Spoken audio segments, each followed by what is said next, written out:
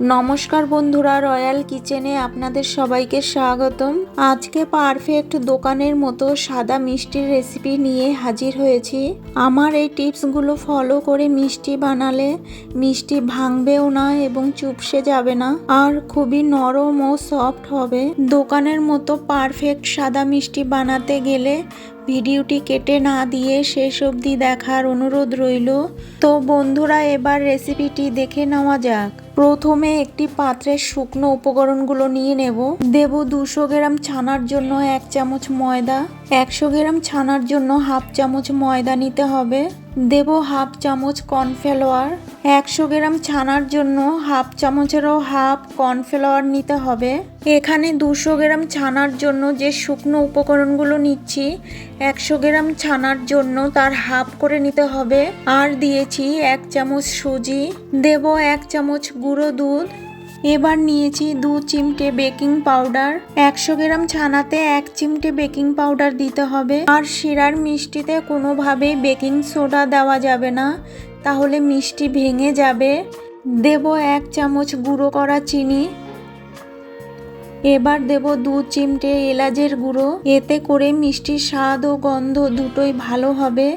আপনারা দিতে না চাইলে নাও দিতে পারেন। এবার সব শুকনো উপকরণগুলো একটু ভালো করে মিশিয়ে নেব।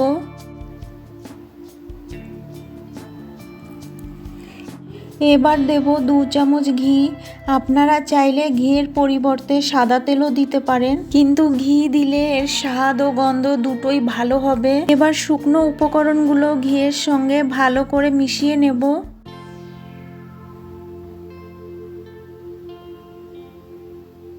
ভালো করে মিশিয়ে নিয়েছি, এবার এক সাইডে রেখে দেব। এখানে আমি 1.5 লিটার দুধে যতটা ছানা হয় পুরো ছানাটাই নিয়েছি। এবার ছানার পোটলাটা ভেঙে নিয়ে মেখে নেব। এইভাবে ছানাটা আমি 5 মিনিট মতো মেখে নিয়েছি।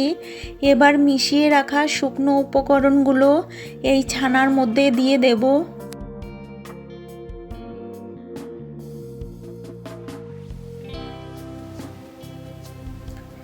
এবার 2 মিনিট মতো মেখে ছানার সঙ্গে শুকনো উপকরণগুলো ভালো করে মিশিয়ে নেব। যেহেতু ছানাটা খুবই সফট, তাই ডলে ডলে মাখার কোনো দরকার নেই। ঠিক আমি যেভাবে মাখছি এইভাবে মেখে নিলেই হবে। আর ছানাটা মাখানোর সময় যদি খুব শুকনো মনে হয় তাহলে একটু জল দিয়ে ছানাটা মেখে নেবেন।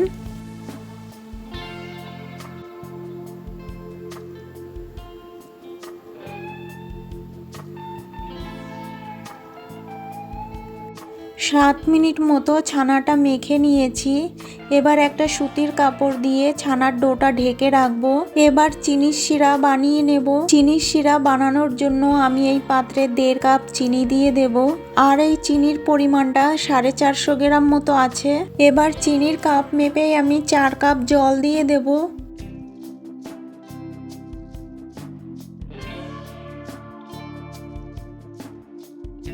এবার গ্যাস বাড়িয়ে দিয়ে চিনি গলিয়ে নিয়ে শিরাটা 4-5 মিনিট মতো জাল করে নেব। আর শিরাটা জাল হতে হতে মিষ্টির শেপ দিয়ে নেব। মিষ্টির শেপ দেওয়ার আগে আবারও একটু ছানার ডোটা মেখে নেব। আর যেহেতু আমি মিষ্টিটা একটু বড় সাইজের বানাবো, তাই ছানার ডোটা আমি 10 ভাগে ভাগ করে নেব। 10 ভাগে ভাগ করে নিয়েছি। এবার মিষ্টির শেপ দিয়ে নেব। আপনারা আপনাদের পছন্দ মতো ছোট বড় যে কোনো সাইজের করে মিষ্টি বানাতে পারেন। মিষ্টির শেপ দিয়ে সঙ্গে সঙ্গে শিরার মধ্যে মিষ্টিগুলোকে দিয়ে দেব। এদিকে 5 মিনিট ধরে শিরাটা জাল করে নিয়েছি। এবার বানিয়ে রাখা মিষ্টিগুলো শিরার মধ্যে দিয়ে দেব। আর মিষ্টিগুলো দেওয়ার আগে গ্যাস হাই হিটে রেখে তবেই মিষ্টিগুলোকে শিরার মধ্যে দিতে হবে। এবার হাই হিটে মিষ্টিগুলোকে আমি 10 মিনিট মতো জাল করে নেব। 10 মিনিট হাই হিটে মিষ্টিগুলোকে জাল করে নিয়েছি। এই সময় মিষ্টিগুলো খুবই নরম থাকে, তাই আলতো হাতে হাতা দিয়ে মিষ্টিগুলোকে নাড়িয়ে নেব। আর এই 10 মিনিট জাল করে নেওয়াতে শিরা অনেকটাই ঘন হয়ে গেছে। এবার এর মধ্যে 1 কাপ গরম জল দিয়ে দেব। আর অবশ্যই করে গরম জল দিতে হবে, কোনোভাবেই ঠান্ডা জল দেওয়া যাবে না। এই হাতার 2 হাতা জলের পরিমাণ হলো 1 কাপ। জল দিয়ে আলতো হাতে আবারও একটু নাড়িয়ে নেব। নাড়িয়ে নিয়ে 5 মিনিট জাল করে নেব। 5 মিনিট জাল করে নেওয়ার পর আবারও 1 কাপ গরম জল দিয়ে দেব। গরম জল দেওয়াতে শিরা অনেকটাই পাতলা হয়ে গেছে। গরম জল দেওয়ার পর আলতো হাতে নাড়িয়ে নিয়ে আবারও 5 মিনিট জাল করে নেব। আরও 5 মিনিট জাল করে নেওয়ার পর আবারও 1 কাপ গরম জল দিয়ে দেব। গরম জল দিয়ে আলতো হাতে নাড়িয়ে নিয়ে আবারও 10 মিনিট মতো জাল করে নেব। এর মধ্যে 3 কাপ গরম জল ব্যবহার করেছি। আবারও 10 মিনিট জাল করে নেওয়ার পর মিষ্টিগুলোকে একটু আলতোভাবে নাড়িয়ে নিয়ে এবার একটা মিষ্টি চেক করে দেখব যে মিষ্টিটা ভালোভাবে সিদ্ধ হয়েছে কিনা।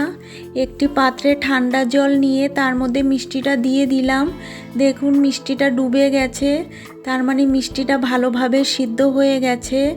আর যদি মিষ্টিটা না ডুবে ভেসে থাকে তাহলে শিরার মধ্যে মিষ্টিগুলোকে আরও কিছুক্ষণ জাল করে নিতে হবে।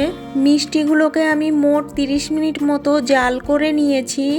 এবার গ্যাস অফ করে দেব। আর গ্যাস একবারে অফ করা যাবে না, তাহলে মিষ্টিগুলো চুপসে যাবে। প্রথমে গ্যাস মিডিয়ামে করে দিয়ে তারপরে লোতে করে তারপরে গ্যাসটা অফ করতে হবে, তাহলে জাল করে নেওয়ার পরও মিষ্টিগুলোর সাইজ একই থাকবে, মিষ্টিগুলো চুপসে যাবে না। গ্যাস অফ করে নাড়িয়ে নিয়ে মিষ্টিটা 5 মিনিট মতো ঠান্ডা করে নিয়েছি। এবার ঢাকা দিয়ে 6-7 ঘন্টা মতো রেখে দেব। আপনারা চাইলে এই মিষ্টি বা সাদা রসগোল্লাটা গরম গরম পরিবেশন করতে পারেন। আর যদি 6-7 ঘন্টা মতো রেখে পরিবেশন করা হয় তাহলে এর স্বাদ দোকানের রসগোল্লার মতো হবে। 7 ঘন্টা পর ফিরে এসেছি। এবার ঢাকাটা তুলে নেব। দেখুন রসগোল্লার সাইজ একই আছে। এবার এই রসগোল্লা একটি পাত্রে পরিবেশন করে নেব। এইভাবে বাড়িতে বানিয়ে কেমন হয়েছে কমেন্ট বক্সে জানাতে একেবারেই ভুলবেন না। আজকের রেসিপি কেমন লেগেছে যদি ভালো লাগে লাইক শেয়ার সাবস্ক্রাইব করে আমার পাশে থাকার অনুরোধ রইল। এবার একটা রসগোল্লা কেটে আপনাদেরকে দেখিয়ে দিচ্ছি। দেখুন কত সফট এবং রসালো হয়েছে। আর পাশে থাকা বেল আইকনটি ক্লিক করে রাখবেন, এতে করে যখনই কোনো নতুন ভিডিও আপলোড দেব সর্বপ্রথম আপনার মোবাইলে পৌঁছে যাবে। সবাই ভালো থাকবেন, সুস্থ থাকবেন। আর আমার এই ভিডিওটা শেষ অবধি দেখার জন্য আপনাদেরকে অনেক অনেক ধন্যবাদ।